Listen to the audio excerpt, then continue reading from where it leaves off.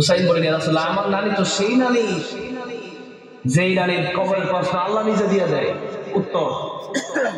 তাহলে বলেন আপনার নানির দাম বেশি না আমার নানি? নবী বলেন, তোমার নানির দাম বেশি। বলে বলছি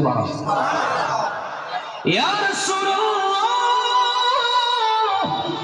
ইয়া হাবিবাল্লাহ, সর্বশেষ প্রশ্ন আপনি বলেন তো আপনার নানার নাম কি? নবী বলেন খাজা আব্দুল ওয়াহাব। ইয়া রাসূলুল্লাহ, আপনার নানা খাজা আব্দুল ওয়াহাবকে কয়জন চেনে? আর আমার নানা সেই নানা যেই নানা বলেন আল্লাহ নিজের ব্যাপারে বলেন আলহামদুলিল্লাহি রাব্বিল আলামিন। আর আমার নানার ব্যাপারে আল্লাহ বললেন ওয়ামা আরসালনাকা ইল্লা রাহমাতাল লিল আলামিন। আমার নানার ব্যাপারে আল্লাহ বললেন যত আলম আছে, আমার যত সৃষ্টি আছে, সব সৃষ্টির জন্য আমি আল্লাহ রব, আর আমার নবীর সমস্ত সৃষ্টির জন্য রহমত। ও আমার নবী তো আমার আল্লাহর পরেই জান্নাত। তমাম পৃথিবীর যত মানুষ আছে সবার চাইতে যার দাম বেশি, তমাম পৃথিবীর যত মাখলুক আছে সবার চাইতে আমার নানার দাম বেশি, আমার আল্লাহর পরে যার দাম। ও এবার তুমি বলো আমার নানার দাম বেশি না তোমার নানার দাম বেশি? নবী ডাক দেখ হুসাইন রে। নবী হুসাইন কি করে নিয়া কয় হুসাইন তোমার নানার দাম বেশি। হুসাইন কয় তাহলে চার দিক দিয়া তোমার থেকে আমি বড়। জোরে জোরে বলা যাবে না সুবহানাল্লাহ। নবী ডাক দেখ হুসাইন রে, কয়েকদিন তুমি আমার থেকে বড় হলেও আমার দিয়েই তুমি বড়। সুবহানাল্লাহ। হ্যাঁ বাবাজিরা, এরপরও রাগ করেন নাই। এত কষ্ট সাহাবায়ে কেরাম রাদিয়াল্লাহু আনহুম আজমাইনদের সামনে করলেন। সুবহানাল্লাহ বলেন। আর আরেকটা কথা বলি, রাসূল সাল্লাল্লাহু আলাইহি সাল্লামকে হুসাইন বলে ইয়া রাসূলুল্লাহ, আমার নানা আমার ঘোড়ার পিঠে উঠতে মন চায়। কিসের পিঠে? ঘোড়া। নবী কয় আমার কাছে তো ঘোড়া নাই, এই মুহূর্তে আমার কাছে ঘোড়া নাই। এক কাজ কর, তোমার যদি মনে চাই আমি নবী ঘোড়া হই, তুমি আমার পিঠে উঠে ধরে করছি। এবার পিঠে উঠছে, উঠে কয় না না ঘোড়ার তো লাগাম আছে, তো তুমি ঘোড়া তোমার লাগাম করি তার মুখে যেরকম সুবহানাল্লাহ। নবীর সুর তো বাপ বেশি লিম্মা জুম্মা অফরা, কান পর্যন্ত, এই কান এই গানের মাছ পরাবো পর্যন্ত আর কান পর্যন্ত। তো রাসূল সাল্লাল্লাহু আলাইহি সাল্লাম বলেন হুসাইন তুমি যে আমার বাপরি চুল আছে বাপরি চুল দিয়ে লাগাম মনে করে টানো। যেরকম সুবহানাল্লাহ। কি ভালোবাসতে মসজিদে, এখনো মসজিদে নববীতে হারাম শরীফে সেখানে গেলে দেখতে পারবেন ছোট ছোট বাচ্চারা দৌড়াদৌড়ি করতেছে, খেলতেছে, দুষ্টামি করতেছে, কেউ কিচ্ছু বলে না। আমাদের দেশের সমস্যা হলো আমরা ছোট মানুষ যারা এদেরকে মানুষই মনে করি না। অনেক সময় ছোট বাচ্চা যারা এদেরকে অবশ্যই মসজিদে নিয়ে গেলে পরে আরেকজন ধমক দেয়, তো এই মসজিদে রয়েছে ফিরিয়া।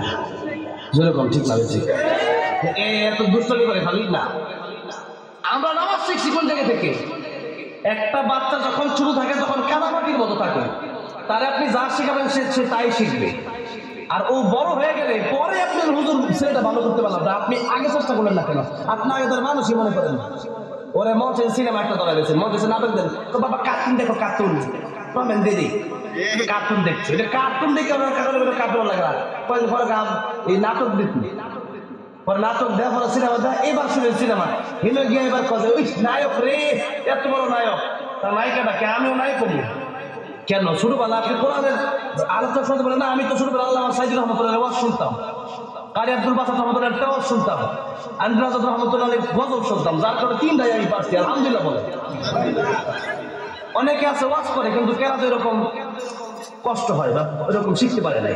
অনেকে আছে ওয়াজ করে গজল এরকম পারে না। তো আমি তিনটাই কেন পারি? ওই যে ছোটবেলা একবার শুনতাম 4-5 বছর বয়স, তখন এটা শুনতাম। আর ছোটবেলায় যখন 4-5 বছর বয়স, আমার দাদা এখনো বেঁচে আছে, প্রায় 100 বছর বয়স, আমার দাদা অনেক বড় একজন আলেম, আল্লাহ যেন নেক দান করেন বলেন আমিন। সকাল ফজরের টাইম যখন হয়ে গেছে, আরাম যখন হয়ে গেছে, ঘরে থাকার কোনো সিস্টেম নেই, শুরু আর বড় নাই, নামাজ পড়ো। কি পড়ো? দাদা ওদের তো আঙ্গুর লয়ে যেত, মসজিদও না গেলে অবস্থা খারাপ আছে, নারীর বাড়ি কিন্তু বাড়ি থাকতো না। কথাটা বলতে নাই, নবী বলছে 7 বছর বয়স হয়ে গেছে নামাজের আদেশ দাও, 10 বছর হয়ে গেছে তারা মারো পিটাও। যেখানে নবী তাদেরকে ছোট বাচ্চাদেরকে বলেন তাদেরকে নেহনা করলে আমার উম্মত হওয়া যাবে না, সেখানে বলতেছেন 10 বছর হয়ে গেছে, তখন নামাজের আগে যদি পিটাও। আর এখন বাচ্চাদেরকে মসজিদে নিয়ে যেতে কই আমি মসজিদে যাই আমার সন্তান থাকুক। অনেক সময় দেখা যায় যুবক ছেলে ট্রেনি পড়ে, মেট্রিক পরীক্ষা দেওয়া শেষ, ইন্টারে পড়ে, এরকম সন্তান ঘুমায় আসে, বাবার মসজিদে যায়, ডাক দিতে চাইলে মা অনেক সময় আদর করে রাখো না তুমি মসজিদে যাও, রাইতে ডাকাতে আইসে ঘুমা কিন্তু তাহলে হ্যাঁ স্বাস্থ্য নষ্ট হইতেছে, কয় কি কয় না আপনারা লইয়া আপনার পুরান আপনারা লইয়া জাহান্নামে যাবে। কুয়া আনফুসাকুম ওয়া আহলিকুম নার। আপনি আপনার ছেলের ঘুম পাড়া রাখলেন কেন? নামাজের সময় যখন কোনো ঘুম নাই, নামাজের সময় কোনো খাওন নাই, নামাজের সময় কোনো ব্যবসা নাই। আমি সৌদি আরবে কাজকাবাস ঢুকতেছি ওমরা করার তখন তার আগে এই দেশে তো শীতের ঠুট ফাটা, ওই দেশে গরমের ঠুট ফেটা যায়, তখন ওটা মেরে দেওয়ার জন্য কাহাই আল্লাহ সোলা নামাজের দিকে আসো 1 কোটি টাকা মেরে দিতে না, তোমার দোকানও খোলা মেরিল্যান্ডও খালি লোমও খালি একটা তেলা দিন রিয়াল দিন নিত না কেন? নামাজের সময় কি মেরে দিয়েছেন? আমাদের দেশটা যদি এরকম হয়ে যেত কত সুন্দর। আল্লাহ ফাইদা কুদিয়াতিস সালাহ ফান্তাশিরু ফিল আরদি ওয়াবতাগু মিন ফাদলিল্লাহ ওয়াযকুরুল্লাহা কাসীরান লাআল্লাকুম তুফলিহুন। আগে নামাজ, আগে কি? পরে ব্যবসা বাণিজ্য, পরে খাত খামার, পরে সবকিছু, আগে কি? নামাজ। আপনি যদি আল্লাহ না চিনেন আপনি কি চিনবেন? আপনি যদি আল্লাহ চিনেন না আপনি বাপ্পারে চিনবেন না। যে নামাজ পড়ে না সে আল্লাহকে চিনলো না, সৃষ্টিকর্তাকে যে চিনে না পৃথিবীর অন্য 50 জন মানুষকে চিনবে না, পৃথিবীর বাপ মাকে চিনবে না, কারণ যে আল্লাহ তারা সৃষ্টি করলো বানাইলো সে আমাদের চিনে না। নামাজ পড়তে ভালো লাগে না, সে মা বাপরে খুন করতে তার কলিজাটা কাঁপবে না, ওই শির মতো মেয়ে হতে তার দেরি হবে না। এই জন্য নামাজ কি শিক্ষা দিতে হবে? আগে নামাজ আগে শিখাতে হবে কোরআন শরীফ। কি শিখাতে হবে? কোরআন শরীফ। কারণ প্রত্যেকটা জিনিসের 2টা জিনিস আগে জানা লাগে, প্রত্যেকটা কাজ করতে হবে। একটা হলো তার পদ্ধতি, আরেকটা হইল ফায়দা, লাভ কি হবে। মনে করেন আমি ব্যবসায় যাব, ব্যবসাটা কিভাবে করতে হবে জানা লাগবে না? গাড়ি চালাবো কিভাবে চালাবো জানা লাগবে না? এরপরে এই গাড়ি চালাইলে পরে আমার ড্রাইভার যে এর যদি আমি বলি যে 1 মাস তোমার বেতন দিব, কি দিব এটা বললাম না, চালাও, দেখবেন সকালে ডিউটি করে দুপুরে আসবে না, কি দিব জানি না। যখন তাকে মাসিক 30,000 টাকা বেতন ড্রাইভারকে নির্দিষ্ট করে দিলাম, এখন ড্রাইভার বলতেছে ঠিক আছে, এখন দেখবেন টাইম টু টাইম এসে পড়ে। কেন? এটার ফায়দা তার জানা হয়েছে এবং কিভাবে গাড়ি চালাইতে হবে না চাইলেও অ্যাক্সিডেন্ট করবে। এই জন্য আমাদের দেশে অনেক দল আছে নামাজি কিন্তু ভুল পথে, অনেক দল আছে ওয়াজ মাহফিল আসে ভুল পথে, অনেক দল আছে কোরআন পড়ে ভুল পড়ে। এই দেশে আমাদের দেশে অনেকে সুন্নি দাবি করে কিন্তু সিন্নি খাওয়া ছাড়া এরা আর কিছু বোঝে না। একমাত্র 12 রবিউল আউয়ালে তারা তোমলা ফলাফি, আর এছাড়া এদেরকে নবীর বিরুদ্ধে কথা বলে খুঁজে পাওয়া যায় না, নামাজে পাওয়া যায় না, কোরআন তেলাওয়াতে পাওয়া যায় না, আলেমদের পক্ষে পাওয়া যায় না। এই জন্য নাম দিলে আহলে হাদিস নাম দিচ্ছে, কিন্তু নবীর আদর্শের নামে কোনো নাই, আহলে হাদিস এগুলা। আহলে হাদিস নাম দিয়া এরপরে অনেকে মাযহাব বলা যাবে না। এবং অনেক গুরুত্বপূর্ণ কথা আছে, হাদিস আছে, যেগুলো মাযহাব না মানলে আপনি বুঝবেন না, সেই বোঝার মতো ক্ষমতা আপনার নাই। তাহলে মাযহাব আপনাকে মানতেই হবে। যেমন মনে করেন পর্দার ব্যাপারে 2টা হাদিস, একটা ইবনে মাসউদ রাদিয়াল্লাহু আনহু থেকে আসছে, আরেকটা ইবনে আব্বাস রাদিয়াল্লাহু আনহু থেকে আসছে। 2টা হাদিস 2 রকম। কোন সময় কোনটা বলা লাগবে ওইটা হানাফি মাযহাব থেকে বলে দেওয়া হয়েছে। আবার তাদের কাছে আপনি জিজ্ঞাসা করেন কোনটা মানবো, এরা হইলো যখন যে হাদিস সুবিধা মনে করে ওইটাই তখন মানায় দেয়। এই জন্য সুবিধার নামে ইসলাম না, বরং যখন যেটা মানতে হয় সেভাবেই রাসূল সাল্লাল্লাহু আলাইহি ওয়াসাল্লাম হাদিস বর্ণনা করেছেন। ভাইরা বাবাজি, এই জন্য পদ্ধতি আমাদের জানা লাগবে। আর পদ্ধতি শেখার জন্য সিলেবাস হচ্ছে কোরআন শরীফ। পদ্ধতি আছে কোথায়? কোরআন শরীফে। এবার একটু কোরআন শরীফের দিকে আমি যাব, যার কারণে সূরা রহমান আমি তেলাওয়াত করলাম। কোরআন শরীফ শিখলে কি লাভ, মাদ্রাসায় ছাত্র ভর্তি করালে কি লাভ, মাদ্রাসায় আপনার বাচ্চাকে দিলে কি লাভ হবে, আর সে নামাজ শিখবে কেমনে, এই বিষয় নিয়ে এবার একটু সামান্য, বেশি লম্বা করবো না, মোটামুটি 12টা পর্যন্ত সময় দেওয়া যাবে নাকি বলেন? নাকি কষ্ট হবে? একটু বেশি বললেন, যেরকম মারহাবা। ভাইরা বাবাজিরা, সূরা রহমান এমন একটি সূরা, পদ্ধতি জানার জন্য ইসলাম তেলাওয়াত করলাম। সূরা আল-হামার আল্লাহ রাব্বুল আলামিন জান্নাতে তার বান্দাদেরকে তিলাওয়াত করে শোনালেন। আল্লাহ দেখতেছে, আল্লাহ দেখার ইচ্ছা আছে সবাই? হাত তুলতে বলবেন, হাত তুলতে বলার কষ্ট হয় না, না থাক, হাত তোলা দরকার নেই, হাত নামান। আল্লাহ দেখার ইচ্ছা তো আছে যে আল্লাহ আমাদেরকে বানাইলো। আল্লাহ বলছেন ফামান কানা ইয়ারজু লিকা রাব্বিহি ফালইআমাল আমালান সালিহান ওয়া লা ইউশরিক বিইবাদাতি রাব্বিহি আহাদা। একটা নেক আমল করবা, এটা হলো শিরক মুক্ত ঈমান লাগবে। কি ঈমান? শিরক মুক্ত ইবাদত লাগবে। আমাদের দেশে মাজার পূজা, পীর পূজা আছে না নাই?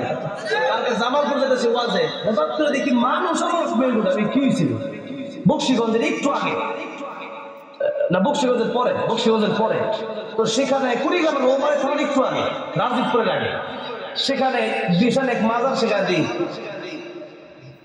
নাউজুবিল্লাহ। আমার মন আছে থাপড়ায় মোতালে ফেলে একটা করলো নাকি কবর। এইবার তো সিংহের মানুষ ক্ষমতা রাখে না, এইবার তো নিজেই মরে গেছে, তোমার দেব কি? এই জন্য আল্লাহ বললেন যে তোমরা শিরিক মুক্ত ইবাদত করো। শিরিক করা মানে কি? আমি ইন্ডিয়া যাওয়ার পরে একবার আমাকে গ্রেফতার করলো, গ্রেফতার করার পরে আমার বলে তো আমরা তো কেবল এক আলাদা তাদের, আমি বলে হ্যাঁ বলে আমরা তো আল্লাহ মানে আপনি কেমনে মানেন? আমরা আল্লাহরেও মানি, 359টা মানি, মোট 360টা, তার মধ্যে একজন আল্লাহ আছে নাউজুবিল্লাহ। তাদের অবস্থাটা এরকমই। আল্লাহ বলছেন আল্লাহ খ্রিস্টানি এরা যারা শিরিক করে বেঈমানেরা, এদের ধর্মই পাল্টা দেওয়া দরকার। এরা কি এর মুসলমান? এরা ধর্মই পাল্টা দেওয়া দরকার। মাজার পূজারি, এদের ধর্মের নাম কি? মাজার পূজারি, মুশরিক। এরা কোনদিন জান্নাতে যাবে না। কার কথা? যেমন কার কথা?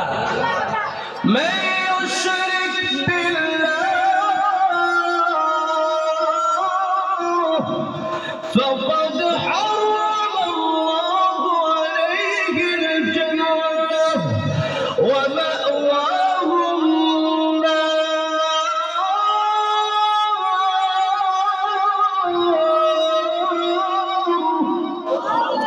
আল্লাহ বলেন শিরক যারা করবে এদের জন্য জান্নাত হারাম, এদের জন্য জান্নাত কি? আর জাহান্নাম ওয়াজিব। তাহলে মাজার পূজা আর খাট পূজা, বাবা পূজা, এগুলো যারা করবে আল্লাহ বলেন এগুলোর মাধ্যমে আমি আল্লাহর সাক্ষাৎ পাবা না, জান্নাতে আসতে পারবা না। জান্নাতে যাওয়ার পরেই আল্লাহ জিজ্ঞাসা করবে, ও জান্নাতীরা তোমরা কি, তোমাদের কি সব যা যা কোরআনে বর্ণনা করেছিলাম সব নিয়ামত তোমরা পাইছো? সব জান্নাতি একরকম হবে না। সারা জীবন নাফরমানি করে তওবা করেও অনেক লোক পুকুরে পানি পান করে মহিলা জান্নাতে গেছে, এরকম ঘটনা শুনছেন না? এটা একরকম। আর আল্লাহ ওলি যারা জীবনটা গেছে একবারে আল্লাহ জীবন করতে করতে জীবনটা পার করে দিছে, সবার জান্নাত কিন্তু এক সমান হবে না। জান্নাত কয়টা? 8টা। সবার মাকাম একরকম হবে না, জান্নাতে সবার জবাব একরকম হবে। সাধারণ আল্লাহ আর কি চাইতাম? নারী, গাড়ি, বাড়ি, আর কি দরকার? আল্লাহ যা করে বলছে 97 গুণ বেশি পাইছে। কিন্তু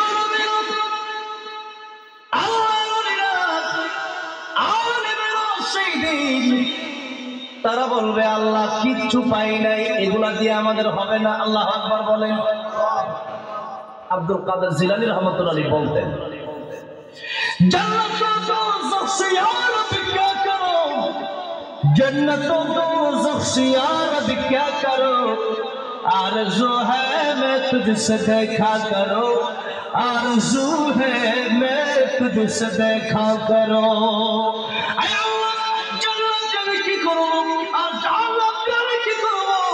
জাহান্নামে যদিও যায়, আয় আল্লাহ তাআলা জাহান্নামে যাওয়ার পরে তোমার দিদার যদি নসিব হয়ে যায়, আয় আল্লাহ তাআলা আমি আব্দুল কাদের জিলানী জাহান্নামে গিয়েও শান্তিতে থাকবো, আমার মনে আর কোনো দুঃখ থাকবে না। এই হলো তাদের কথা। এই জন্য জান্নাত যাওয়ার পরেও এই কথা বলবে, আল্লাহ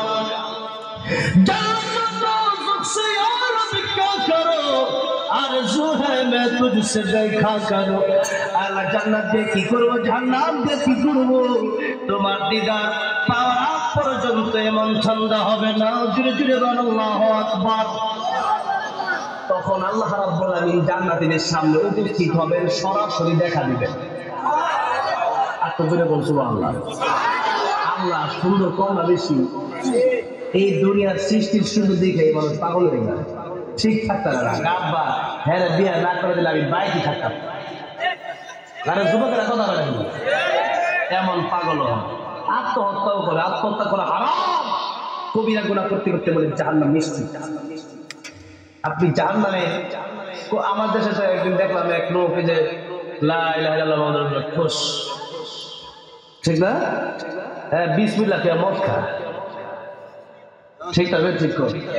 এক নায়কের শ্বশুর দেখছে না একবার যে মরছে যে লা ইলাহা ইল্লাল্লাহ মুহাম্মাদুর রাসূলুল্লাহ কে মরে। আহা, হ্যাঁ মনে করতেছে দুনিয়া থেকে মরলে মনে শান্তি না, মরলেন মানে এবার শুরু হিসাব, খেলা এবার শুরু। এবার খেলা কি শুরু? ভাইরা বাবাজিরা, আমার আল্লাহ রাব্বুল আলামিন দুনিয়ার সৃষ্টি দেখে মানুষ পাগল হয়ে যায়। আর আমার আল্লাহ রাব্বুল আলামিন এই দুনিয়ার সব সুন্দর এক করলে কি আল্লাহর সমান হবে নাকি?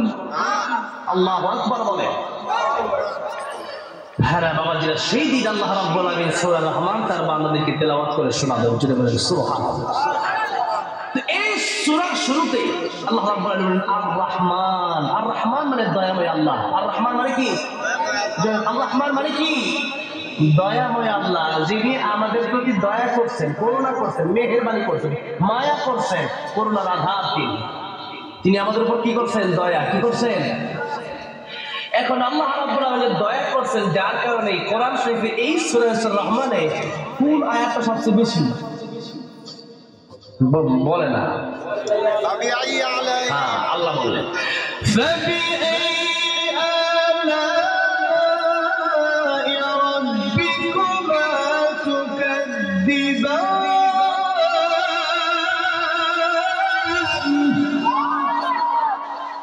আল্লাহ বলেন কোন কোন নিয়ামত তোমরা আমার অস্বীকার করবা?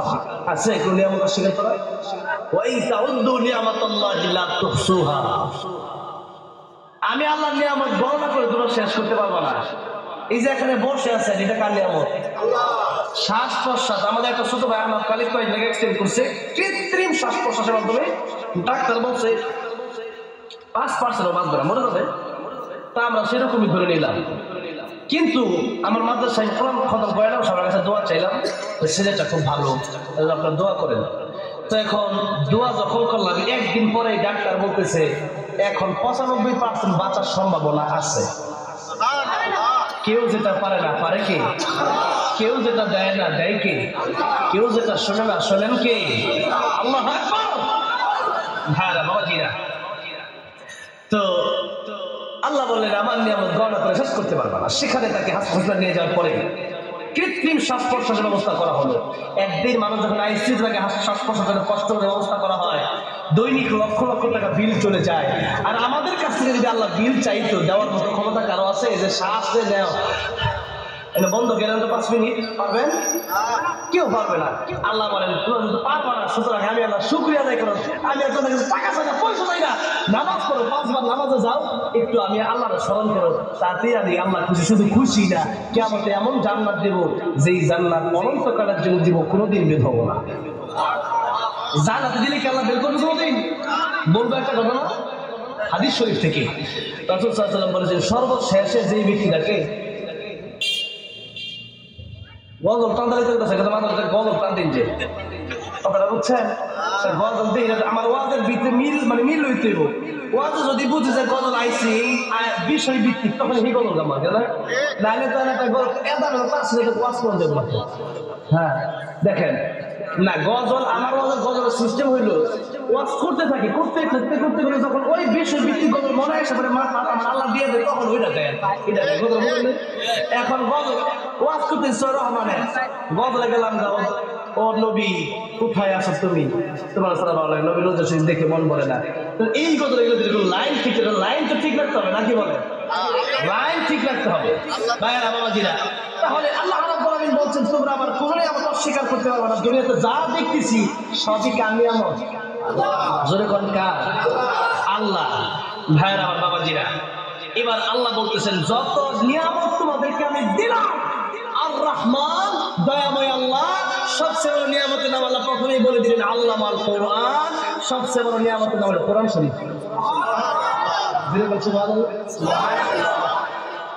এবার আল্লাহ বলতেছেন খালাকাল ইনসান, আমি আল্লাহ মানুষ বানালাম। এখন আপনারা বলেন মানুষ আগে আসছে না কোরআন আগে আসছে?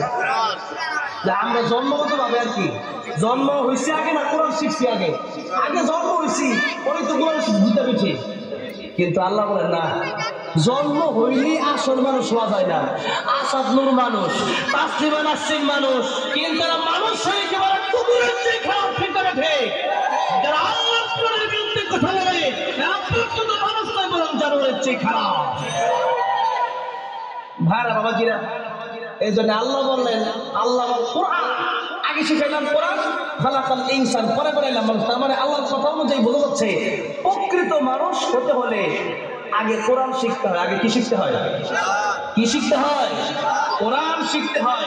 এই জন্য কোরআন শরীফ এটা যদি আপনি শিখেন, দুনিয়াতে লাভ, মরণের সময় লাভ, কবরে লাভ, হাসরে লাভ। কয় জায়গায় বললাম লাভ? আমার হাতে দিয়ে দেন, কয় জায়গায়? 4 জায়গায়। দুনিয়ার শিক্ষা এটা আপনার শেষ হয়ে যেতে পারে। আপনি আজকে বলবেন আজকে দুনিয়ার শিক্ষা শেষ, কিন্তু কোরআনের শিক্ষার কোনো শেষ যেমন শেষ আছে। কোরআন শরীফ কি কোনোদিন শেষ হবে? একটা যে নকুল কুমার বিশ্বাস, হিন্দু কবি, সে কোরআন নিয়ে কত সুন্দর একটা গজল লিখছে, বলবো? সে লিখছে কি দেখেন, একটু ভালো করে লক্ষ্য করেন। যদি আগুন লেগে ধ্বংস হয়ে যায়, ধ্বংস হয়ে যায়, যদি আগুন লেগে ধ্বংস হয় পৃথিবীর সব বইয়ের দোকান, বিশ্ব থেকে হারাবে না পবিত্র কোরআন। বলেন, বিশ্ব থেকে হারাবে না পবিত্র কোরআন, বিশ্ব থেকে হারাবে না। করবে কেমন করে কোরআন ধ্বংস আগুনের তেজ, করবে কেমন করে কোরআন ধ্বংস আগুনের তেজ। আজ বিশ্ব বরাবরিত কোরআনে হাফেজ।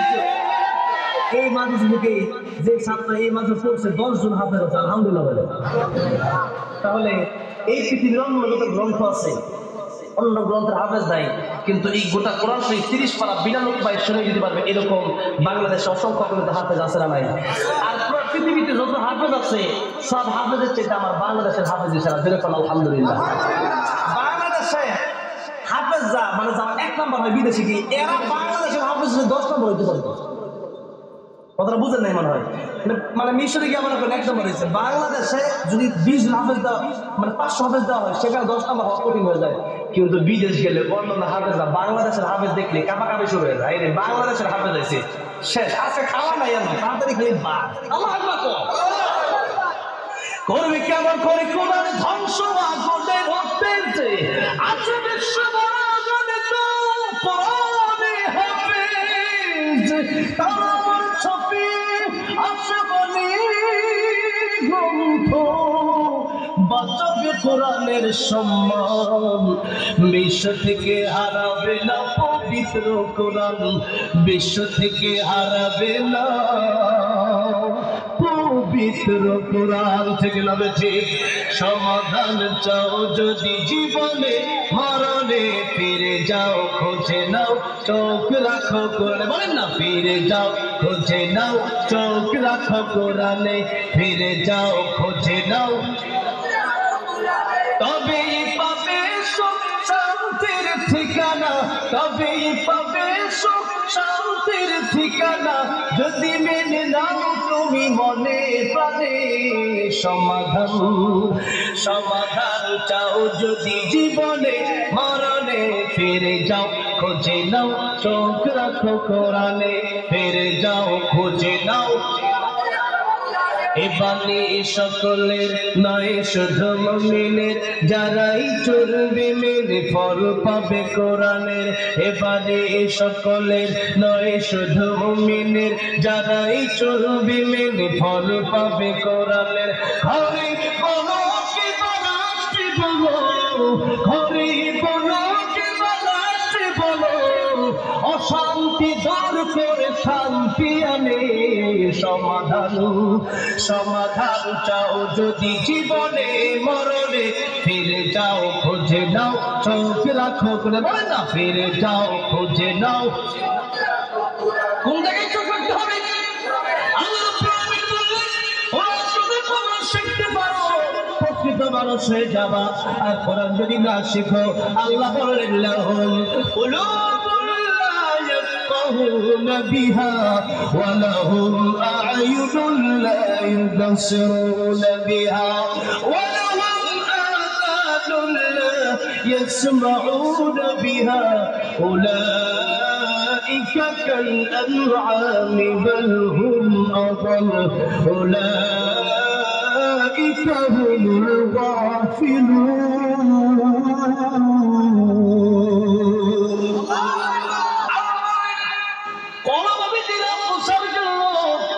সব বুঝলাম কেমনে খাইতে হয়, কেমনে ঘুমাইতে হয়, কেমনে বিয়ে করতে হয়, কেমনে ব্যবসা করতে হয়, কেমনে বাণিজ্য করতে হয়, কেমনে টাকা ইনকাম করতে হয়, কেমনে ডক্টর ইঞ্জিনিয়ার প্যারিস্টার হওয়া যায় সব শিখলাম।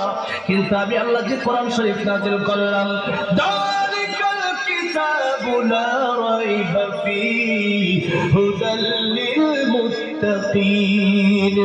এই কিতাবের ভিতরে কোনো ভুল নাই, কোনো সংশয় নাই, কোনো সন্দেহের অবকাশ নাই। সেই কোরআন তোমরা শিখলা না, অথচ জান্নাতে যাওয়ার জন্য জাহান্নাম থেকে বাঁচার জন্য কোরআন শিক্ষা ছাড়া কোনো বিকল্প রাস্তা। তাই আল্লাহ বলছেন কিতাবুন আনজালনাহু ইলাইকা লিতুখরিজান নাস মিনাল যুলুমাতি ইলান নূর।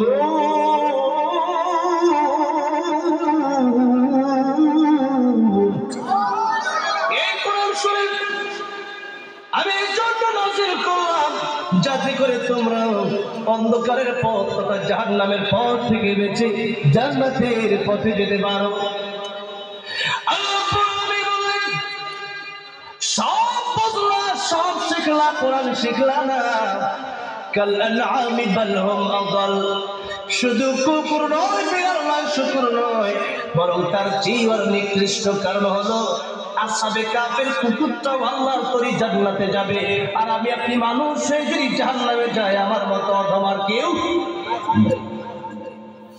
এই জন্য আল্লাহ রাব্বুল আলামিন মায়ের ভিতরে বললেন ওয়ালা ফাদ কাররামনা বনি আদম। বনি আদমকে আমি আল্লাহ সবচেয়ে মর্যাদা দিলাম। আর সূরা তিন আল্লাহ রাব্বুল আলামিন বলছেন ওয়াত-তিনি ওয়াজ-যাইতুনি ওয়া তুরি সিনিন ওয়া হাযাল বালাদিল আমিন লাকাদ খালাকনাল ইনসানা ফি আহসানি তাকওয়ীম। কসমকে আল্লাহ রাব্বুল আলামিন বললেন আমি আকাশ জমিন চন্দ্র সূর্য গ্রহ নক্ষত্র যা কিছু বানালাম সবচেয়ে সুন্দর করে আমি আল্লাহ রাব্বুল আলামিন মানুষকে বানালাম। সুবহানাল্লাহ। দুনিয়া সুন্দর, মানুষ সুন্দর, আসমান সুন্দর, জমিন সুন্দর, সুন্দরে সুন্দরে পাল্লা। জানি না কত সুন্দর তুমি আল্লাহ, বলেন না জানি না কত সুন্দর। ঝর্ণা ছুটে চলে একে বেঁকে পৃথিবীর বুকে কত ছবি এঁকে, নদীর ওই কোন তানে সাগরের গর্জনে, নদীর ওই কোন তানে সাগরের গর্জনে ঢেউয়ে ঢেউয়ে যায় পাল্লা। জানি না কত সুন্দর তুমি আল্লাহ, জানি না কত সুন্দর তুমি আল্লাহ। পড়েন সুবহানাল্লাহ। আমার ভাইরা বাবাজিরা যে কথা বললাম যদি কোরআন না শিখেন তাহলে আপনি কুফরের চেয়ে নিকৃষ্ট। আর যদি কোরআন শিখতে পারেন সবাই ফেরেশতার চেয়ে আমি দাবি বাড়ায় দিব। সুবহানাল্লাহ। এবার আমি চারটা কথা বলবো কোরআন নিয়ে। কয়টা কথা? কোরআন শিখার চারটা লাভ বলবো। কয়টা লাভ? চারটা। এক নাম্বার দুনিয়াতে, এক নাম্বার কোথায়? দুই নাম্বার মরণের সময়, দুই নাম্বার কোথায়? তিন নাম্বার কবরে, তিন নাম্বার কোথায়? না আওয়াজ করা যাবে না ভাই, দুরূদ শরীফ পড়ে দোয়া করে নাকি কথা কয় নাকি? কথা তো বলতে হবে, কথা বলেন না কেন? একটু বলেন। আপনি যদি কথা বলেন আপনি তো ঘুমে ধরছে, আমারও তো আর ঘুমের বেশি দরকার নাকি বলেন? আমি তো একদিন, আমি তো প্রত্যেক দিন। তাহলে একটু কথা যদি বলেন তাহলে একটু বলা যায়, একটু মোটামুটি কথা বলবেন বা শেষ পর্যন্ত থাকাই তো একটু শোনার ইচ্ছা থাকে। একটা হাত বলতে দেখি লিল্লাহি তাকবীর, লিল্লাহি তাকবীর। আল কোরআনে আলেম ওলামা শেখায়েন, দিন ইসলাম লিল্লাহি তাকবীর আল্লাহ কবুল করুন আমিন আমরা অর্ধেক কাছে অর্ধেক করাই না আমরা মোটামুটি আমি শেষের দিকে প্রস্তুতি নিতে পারি অল্প অল্প অল্প করে একটু কোনো রকম বোঝাইতে যাই আমি এটাই বুঝছি বালা চলতো না এক নাম্বার লাভ দুনিয়াতে, দুই নাম্বার লাভ বলনের সময়, তিন নাম্বার লাভ খবরে, চার নাম্বার লাভ হাসরে। বলেন এক নাম্বার লাভ কোন জায়গায়? দুই নাম্বার লাভ কোন সময়? মরণের সময়। মরণের সময় আযাব কিন্তু খালি কবরে গেলে না, যে কাফের তা আযাবটা আজ যায় এমন ভাবে আজ যায় যদি আর যে ব্যক্তি ভালো অর্থাৎ যে ইমানদার নয় বলে আল মাউতু তুহফাতুল মুমিন, মরণটা হলো মুমিনের জন্য হাত দিয়া কি যেরকম সুবহানাল্লাহ। কারণ কি? কারণ সে তো তার ভালোবাসা, যে যারে ভালোবাসে তার সাথে দেখা করতে যাবে। তিনি আমরা সবচেয়ে বেশি ভালোবাসি কারে? যেরকম কারে? আল্লাহ এরা নিজে বলছেন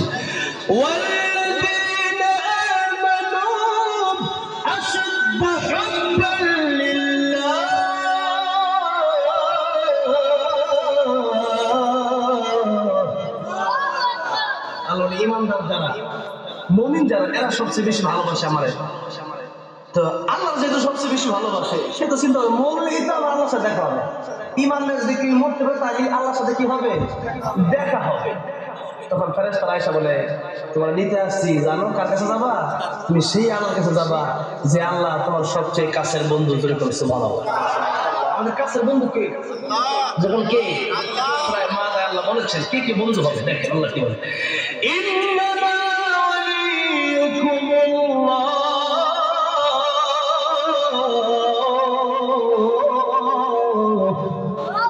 ওয়া রাসূলুহু ওয়াল্লাযীনা আমানু আল্লাযীনা ইউকিমুনাস সালাহ ওয়া ইউতুনাস যাকাত ওয়া হুম রাকিউন।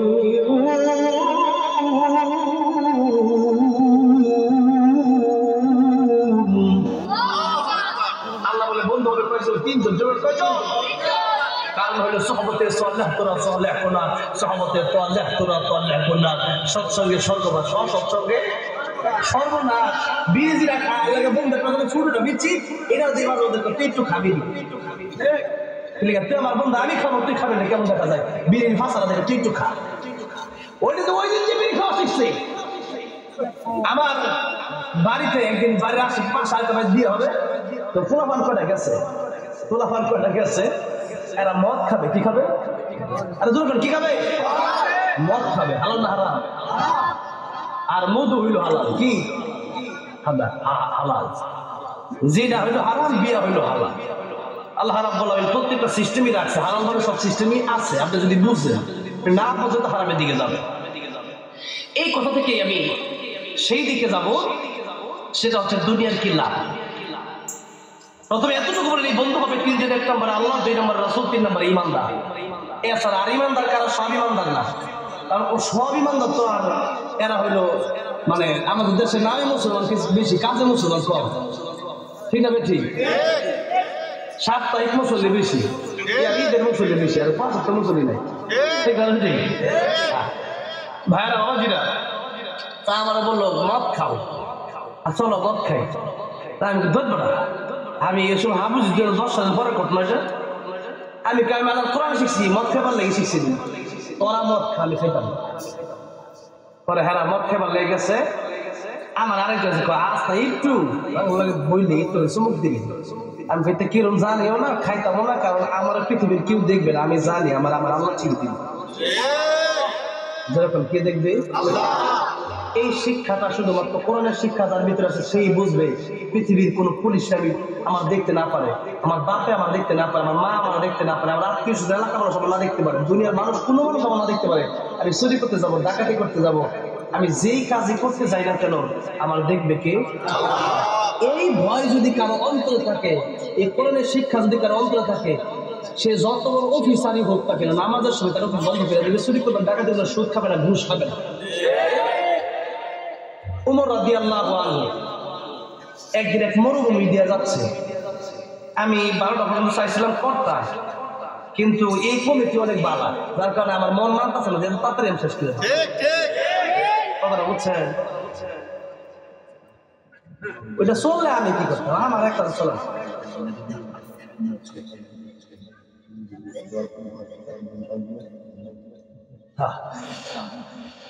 তাহলে ভাই আমার বাবাজিরা, ওমর রাদিয়াল্লাহু আনহুর কথা বলতেছিলাম, মরুভূমি দিয়ে যাচ্ছে, মরুভূমি যেখানে একবারে পাহাড় আর পাহাড়, পাহাড় আর পাহাড়, গাছগাছালি নাই, পানি নাই, কল নাই, কিছু নাই, মানুষের বাড়িও নেই। তো সেখানে যাওয়ার সময় দেখলো ওমর রাদিয়াল্লাহু আনহু একটা রাখাল ছাগল চড়াইতেছে। কি চড়াইতেছে? ছাগল। তো ছাগল যখন চড়াইতেছে ওমর রাদিয়াল্লাহু আনহু তৃষ্ণা লাগছে, পানির পিপাসা লাগছে, বললো আমার একটা ছাগলের দুধ দাও। দুধ এমন একটা খাবার যেটাতে আল্লাহ পানির পিপাসাও মিটে, খাবারের ক্ষুধাও মিটে। আলহামদুলিল্লাহ। কোন দুধই খাবার, মানে গরুর গাই গরু জমা হয় না, এরপরে বান খাইতে গেলে কি দুধ দেখা যায়? দেখা যায় না। এক ফোঁটা দুধ কেউ বাইর করতে পারবে না, পারবে? কিন্তু টান দিলে দুধ পাবে। টান দেওয়ার সাথে একটু কাইটা দেখাচ্ছে কয়েকটা কয় মন দুধ পান পাবে।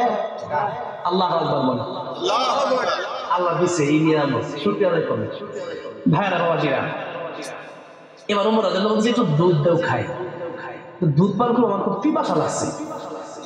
রাখাল কয় এইখান এই ছাগল থেকে এক ফোঁটা দুধ দেওয়া যাবে না। কেন? তা আমি তো মালিক না। ওমর রাদিয়াল্লাহু আনহু ও মালিক কে পারে যে। এবার ওমর রাদিয়াল্লাহু পরীক্ষামূলক কথা শুরু করলো যে এক কাজ করো, এটা ছাগল আমার কাছে বিক্রি নাও, বিক্রি করো, তোমার আমি যা মূল্য তো তার চেয়ে ডাবল দেবো। এখন ওই লোক তা ওমর রাদিয়াল্লাহু চিনেই না, বাসে কোন যুবক রাস্তায় যাচ্ছে, প্রত্যেক মুসাফির, বললো যে না এই ছাগল আমি বিক্রি করতে পারি না, ডবল কেন, যত ডবলই দাম বিক্রি করতে পারি না। কেন? ডাক দিয়ে বলতেছে যে মালিক আমি কি বলবো, ছাগল 199 আরেকটা কই।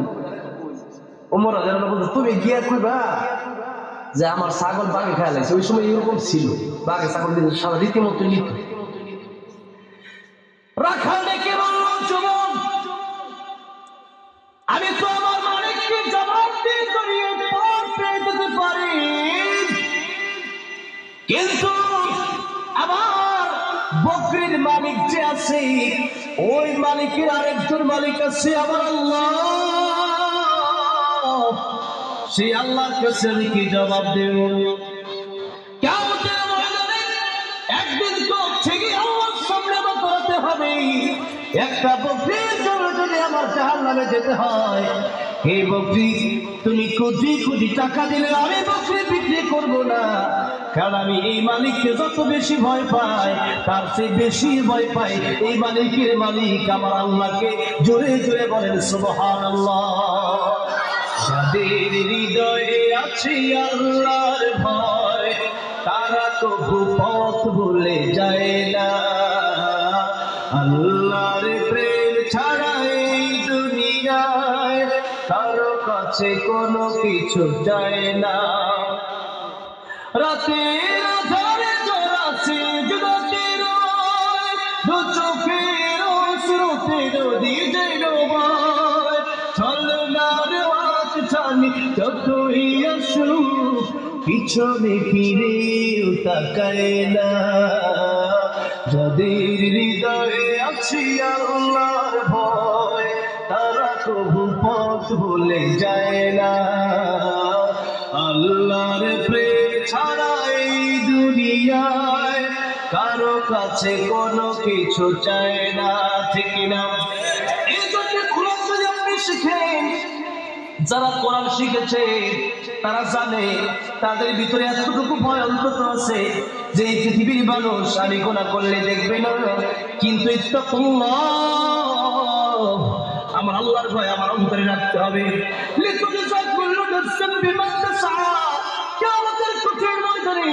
আল্লাহর কাছে হিসাব দিতে হবে। এই কথা যদি কারো অন্তরে বিদ্যমান থাকে, ওই ব্যক্তি চুরি, ডাকাতি, জিনা, ব্যভিচার, মদিয়া বা মাদক অন্য অন্য যত গুনাহ সব ছেড়ে দিবে কেবলমাত্র একজনের ভয়ে। জোরে বলেন তিনি কে? এটা হলো দুনিয়ার লাভ। সহজভাবে বলি, 2 নম্বর লাভ হচ্ছে মরণের সময় আপনি যদি এই কোরআন শিখে আমল যদি জীবনকে হালাল অনুযায়ী চালাতে পারেন, হারামকে ছেড়ে দিতে পারেন, তাহলে মরার সময় ঈমান নসিব হবে। কি নসিব হবে? ঈমান। যার ঈমান মরার সময় নসিব হবে সেই জান্নাতে যাবে। সুবহানাল্লাহ। 4 নাম্বার, কবরে যখন যাবেন এই কোরআন শরীফ মুসা কালিমুল্লাহ একদিন রাস্তা দিয়ে হেঁটে যাচ্ছেন। ইমাম ফখরুদ্দিন রাজি রহমতুল্লাহ আলাইহি লিখেছেন তাফসীরে কবির, যখন যাচ্ছেন মুসা আলাইহিস সালাম দেখেন একটা কবরে আযাব হয়, ফিরতেছেন ওই রাস্তা দিয়ে, একটু পরে আবার দেখতেছেন কবর জান্নাতের বাগান হয়ে গেছে। মুসা আলাইহিস সালাম জিজ্ঞেস করেন তখন কবরটা জাহান্নামের গর্ত ছিল, এখন কেমনে জান্নাতের বাগান হলো? মুসা আলাইহিস সালামকে বলা হলো একটু আগে আমার সন্তান, একটা সন্তান ছিল আমার, 3 সন্তান, আমি তার বাবা, আমি কবরে চলে এসেছি, আমার সন্তানটাকে রেখে ছোট ছিল, একটু বয়স হয়েছে, কথা বলতে পারে, তার মাতাকে মাদ্রাসায় দিয়ে এসেছে। যখন আমার বাচ্চা পড়ল বিসমিল্লাহির রহমানির রহিম, বলে সবাই বিসমিল্লাহির রহমানির রহিম, যে মাত্র তার সন্তান বিসমিল্লাহির রহমানির রহিম বলেছে, আমার আল্লাহ ডাক দিয়া বলল তার সন্তান কোরআন পড়তেছে, আমি আল্লাহকে রহমান রহিম বলে ডাক দিয়েছি, তার কবরের আযাব হতে পারে না। তার সন্তানের উসিলায় তার সন্তান আমাকে রহমান রহিম বলেছে, আর তার বাপের কবরে আযাব হবে, এটা আমি আল্লাহ সইতে পারবো না, তাহলে আমি আল্লাহ রহমান রহিম থাকি কেমনে? ও ফেরেশতারা, তার কবরে জান্নাতের বিছানা বিছায়া দাও, তার পরনে জান্নাতি কাপড় পরায়া দাও, জান্নাতের সাথে তার কবরের লাইন করে দাও, তার কবরকে আমি আল্লাহ রাব্বুল আলামিন জান্নাতের বাগান বানাইয়া দিলাম। এতটুকু বলে একটা সন্তানকে বিসমিল্লাহির রহমানির রহিম পড়লো, তার বাবা মারা গেছে, এই সন্তানটাকে মাদ্রাসায় যাওয়ার করে বিসমিল্লাহির রহমানির রহিম পড়ার কারণে যদি তার বাপের কবরের আযাব আল্লাহ মাফ করে দেয়, তাহলে যার সন্তান হাফিজ কোরআন হইল, 30 পারা হাফিজ হইল, আলেম হইল, আর বাপের কবর কি জান্নাতের বাগান হবে না? বলেন হবে কি হবে না? এই জন্য সন্তানকে মাদ্রাসায় দিয়ে কোথায় দিবেন? মাদ্রাসায়। সর্বশেষ লাভ হইল আখিরাতে, এটা বইলেই ওয়াজ শেষ হয়ে যাবে 5 মিনিট। নবীজি বলেছেন কিয়ামতের ময়দানে আল্লাহ রাব্বুল আলেমদেরকে আল্লাহ জান্নাত দিবেন। আলেমরা যখন জান্নাতে যাবে, মানে কিছু লোক দাঁড়ায় যাবে আলেমদের কাছে এসে, হুজুর কই যান, তো জান্নাতে হুজুর। নবীজি বলেছিল কুল আলিমান আও মুতাআল্লিমান আও মুস্তামিআন আও মুহিব্বান, জান্নাতে যাওয়ার সিস্টেম 4টা, হয়তো আলেম হলে তো আলেমের ছাত্র হলে তো আলেম যাবলে শুনো, আর 4 নাম্বার সিস্টেম হলো মুহিব্বা, তাদেরকে মুহাব্বত করো, ভালোবাসো। কি করো? নবী বলেছেন ওয়ালা তাকুন খামিসান ফাতাহলিক, যদি আলেমকে এই 4 না দিয়ে আলেমকে ঘৃণা করো, আলেমকে সরকারি শুরু হয়ে যায়, ফাসলা দুনিয়া ওয়া আখিরাত, দুনিয়াও ধ্বংস হবে, আখিরাতও ধ্বংস হবে। দেশে থাকতে পারে নাই, আলেমদের বিরুদ্ধে বসে থাকতে পারছে? পারে না। আরে বা ঠিকই দেশ আছে, ঠিক না? ঠিক বলে পলাই গেছে ভাইরা বাবাজিরা। তো আলেম কি বলবে? আলেম আপনি জান্নাতে যাবেন, আপনি আলেম হওয়াতে আমার তো ভূমিকা আছে।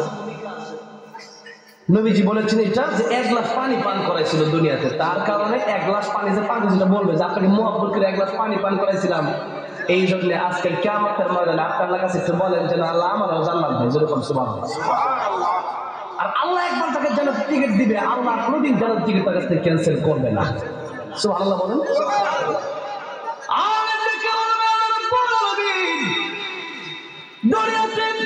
আমাকে মুহাব্বত করে 1 গ্লাস পানি পান করিয়েছিল আল্লাহ রাব্বুল আলামিন। আজকের কিয়ামতের কঠিন ময়দানে সে বিপদে পড়েছে, আমি তার জন্য একটু সুপারিশ করতে চাই। তোমাকে যেহেতু মুহাব্বত করেছে, আলেমকে মুহাব্বত করার কারণে আজকের কিয়ামতের কঠিন ময়দানে তুমি একা জান্নাতে যাবে না, বরং তোমার সাথে তোমাকে মুহাব্বত করে কারণে আজকে উভয়জনকে আমি আল্লাহ রাব্বুল আলামিন জান্নাতের মেহমান বানিয়ে দিলাম। সেই আলেমকে মুহাব্বত করার কারণে আল্লাহ যদি 1 গ্লাস পানি পান করে জান্নাত দিতে পারে, আজকের এই মাহফিলে এসে যদি এই মাদ্রাসাকে আমরা মুহাব্বত করি, তাহলে কি আল্লাহ রাব্বুল আলামিন আমাদের কি জান্নাত দিতে পারে না? পারে কি পারে না? হিসাব দিয়ে যাওয়ার দরকার সিস্টেম আছে। নবীজি আল্লাহুম্মা হাসিবনি হিসাবান ইয়াসিরা, নবীজি নিজে বলতেন আল্লাহ হিসাব সহজ করে। হিসাব সহজ মানে কি, বিনা হিসাবে আল্লাহ জান্নাত দেয়। হিসাব নিলে কিন্তু আর জান্নাত দেওয়ার কোনো সিস্টেম নেই, আছে নাই। এই জন্য আল্লাহ এক একটা উসিলা দেখবেন, কি দেখবেন, উসিলা দেখে দেখে আল্লাহ জান্নাত দিবেন। যদি কোনো সুবহানাল্লাহ। হ্যাঁ বাবাজিরা, এই মাদ্রাসার জন্য সর্বশেষ মুহূর্তে শুধু দোয়া করবেন। অনেক বড় মাদ্রাসা মসজিদ অভিযানের জন্যই, দুইটার জন্যই, মাদ্রাসা মসজিদ। মসজিদ হলো আল্লাহর ঘর, আর এই মাদ্রাসা হলো খায়রুকুম মান তাআল্লামা আল কুরআন ওয়া আল্লামা। পৃথিবীতে সবচেয়ে শ্রেষ্ঠ জায়গা হলো এই মসজিদ আর মাদ্রাসা, দুইটা জায়গায়। এই জন্য মসজিদ, মান বানা লিল্লাহি মাসজিদান বানাল্লাহু লাহু বাইতান ফিল জান্নাহ, মসজিদ যারা বানানোর কাজে সহযোগিতা করবে এদেরকে আল্লাহ জান্নাতে ঘর বানিয়ে দিবে। সুবহানাল্লাহ বলেন। আর মাদ্রাসা হলো একটা নবীর ঘর। এখানে রাসূল সাল্লাল্লাহু আলাইহি ওয়াসাল্লাম ওয়ারিস যারা, এরা এখানে পড়ালেখা করে।